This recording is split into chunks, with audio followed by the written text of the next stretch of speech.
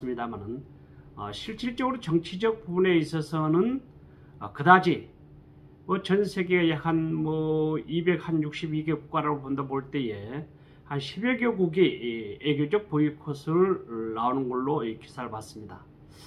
그러는 가운데에 이번에도 개막식 중앙 부분에서 오송기를 개항하는 과정 속에서 오송기가 쭉 올림픽 스타디움을 지나가면서 각 나라의 어떤 의상을 곁들여서 그 오송기를 이끄는 모습들을 제가 관계를 봤습니다만은, 특별히 그 과정에서 어느 여성이겠습니다만은 한복을 쪽을 짓고 오송기를 이끄는 과정에서 많은 사람들이 이야기를 합니다. 물론 우리 국내 언론에서도요, 이런 말할 수 없도록 큰 소리가 나오고, 또한 중요한 것은 특히 정치권, 특히 이번 3월 9일 날 그 대선 후보들도 그런 이야기들이 많이 나오고 있습니다만은, 저는 실질적으로 그 부분에 대해서 좀 달리 생각하고 있습니다.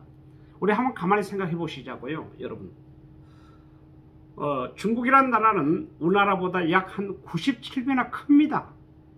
두 번째로 중국이라고 하는 나라는 중국의 경계선을 둘러싼 나라들이요, 불과 14개 국가고요, 해항으로 국가로 이어진 나라가 6개 국가입니다. 한번 여러분 상상해 보십시오. 남북 하나 합하게 되면은요, 근 한 47배나 된 큰 국가이고 대국이라고 이야기를 많이 하지 않습니까? 그런 가운데 이번에 베이징에서 올림픽 개막식에서 오송기가 지나는 가운데 한복을 입고 있는 한 여성이, 우리 국내 언론에서는 또 언론 유명 교수들은 어떤 민족주의네 제국주의네 애국주의네라고 하는 이야기들이 많이 나옵니다. 다른컨대 저는 이야기하는 것은요, 아마도 그 어떤 프로그램을 준비하는 총감독 장애모 감독이라고 하는 분들을, 또 중국에서 가지고 있는 어떤 역사관이라든지 민족관, 우리 한중 관계 여러 가지 지켜봤을 때에 과연 소수민족 56개 민족 가운데 우리 한국만 유달리 의상을 그렇게 입혔을까? 제가 볼 때는 그렇지 않거든요. 56개 소수민족 중에 실질적으로 각 나라의 어떤 의상을 입고 나와서 그 광경을 어찌 보면은 올림픽의 어떤 슬로건 하나된 미래를 향한 어떤 발걸음의 입장이지 않겠느냐라는 생각을 저는 해보고 있습니다. 그럼에도 불구하고 여러분 생각해 보십시다. 중국은 중국이 가지고 있는 민족성, 즉 한족이요, 약 91%나 되고, 실질적으로 우리 조선족, 즉 한민족이라 하는 인구는 정확한 통계적으로 한 2019년도인가에 제 책에도 나와 있습니다만은 약 한 200만에서 300만 정도 됩니다. 그러면 여러분들 생각해 보세요.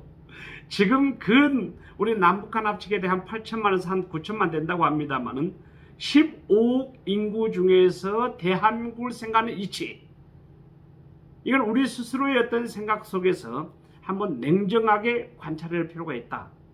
근데 중요한 것은 우리 어떤 고구려 여러 가지 어떤 역사적 측면을 이야기한 건 저는 기정사실 인정합니다. 저도 그런 부분에 책을 썼고요, 그런 어떤 부분에 일을 했기 때문에.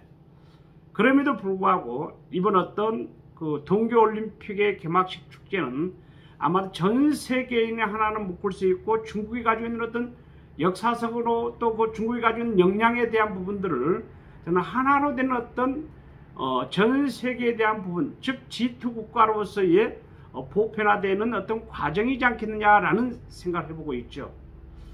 그렇다고 하면은 한복에 대한 우리 생각해 보십시다. 물론 중국말 한푸라고 이야기하고 있습니다만은, 그런 과정에서 생각했을 때 중국은 결국은 괜히 우리 한국을 동북공정인의 어떤 한국을 무시해서 한복을 입힌 것이 아니고, 중국 내에 우리 한족, 즉 한국 국민들이 살고 있고, 또 중국 내에 조선족들이 살고 있습니다.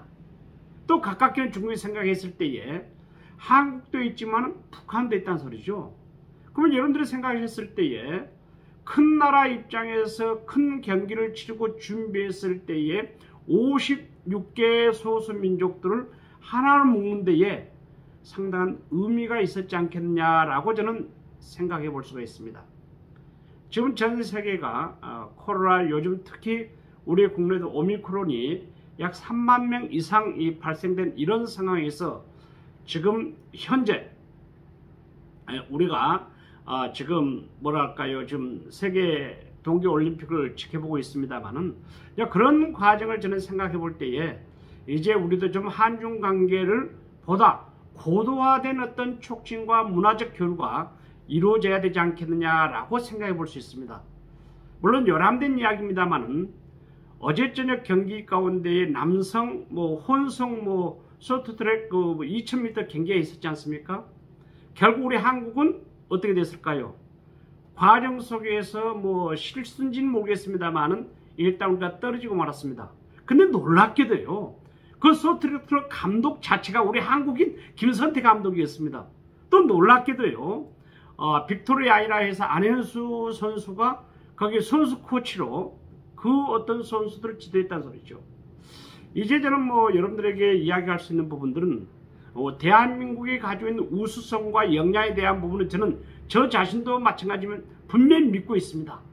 이런 어떤 과정 속에서 이제는 정부도 마찬가지고 또 글로벌 대기업도 마찬가지겠습니다만은 정말 우리 선수들도 보호하고 또 지도자들도 보호하고 특히 또 동아시아, 동북아시아 이 지역에 있었을 때에 어떤 선도적 국가로서의 나가기 위해서는 차근히 준비할 필요도 있겠고요. 상대방 문화를 그래야지 인정해주고 또 내 문화를 충분히 전달할 수 있는 그런 어떤 관계심이 이루어졌으면 좋겠다라는 생각이 듭니다. 오늘 저는 간단한 시간이지만은 요즘 올림픽에 대한 이야기들이 유튜브나 뉴스나 여러 가지 이야기들이 나오고 있습니다만은 그럼에도 불구하고 저는 좀 더 다른 차원에서 생각해 봤습니다. 지금까지 한중교류촉진위원회 위원장 이창호였습니다. 감사합니다.